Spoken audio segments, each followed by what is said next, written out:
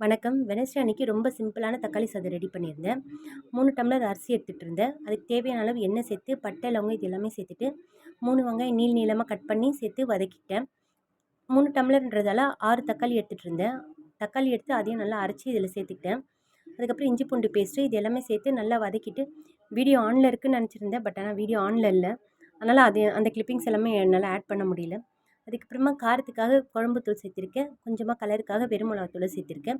இதுக்கு முன்னாடி 1 டம்ளர் தண்ணி சேர்த்துட்டேன். 6 டம்ளரில் 1 டம்ளர் முதல்லயே சேர்த்துட்டேன். பாக்கி 5 டம்ளர் அப்புறமா சேர்த்து ஒரு கொதி விட்டு, லெமனும் கொஞ்சம் பிழிஞ்சிட்டு, அரிசி வந்துட்டு ஒரு 1/4 மணி நேரம் ஊற விட்டு, அதுக்கப்புறம் வடிகட்டி எடுத்து வச்சிடணும். அப்போ தான் நமக்கு கொஞ்சம் நல்லா உதிரியாக கிடைக்கும். குக்கரில் செஞ்சாலும் உதிரியாகவே இருக்கும். அதே மாதிரி அரிசி எல்லாமே ஊற விட்டு, தண்ணி கொதித்த பிறகு அரிசி சேர்த்துட்டு, ஒரு விசில் வந்தோடனே ஃபஸ்ட்டு விசில் வந்தோடனே ஃபுல் ஃப்ளேமில் ஃபுல்லாக ஸ்லோ பண்ணிவிட்டு ஒரு 3 நிமிஷம் மாத்திரம் விட்டு ஆஃப் பண்ணிட்டோம்னா ரொம்ப ஈஸியான தக்காளி சாதம் ரெடி ஆகிடும். ட்ரை பண்ணி பாருங்கள். தேங்க்யூ ஃபார் வாட்சிங்.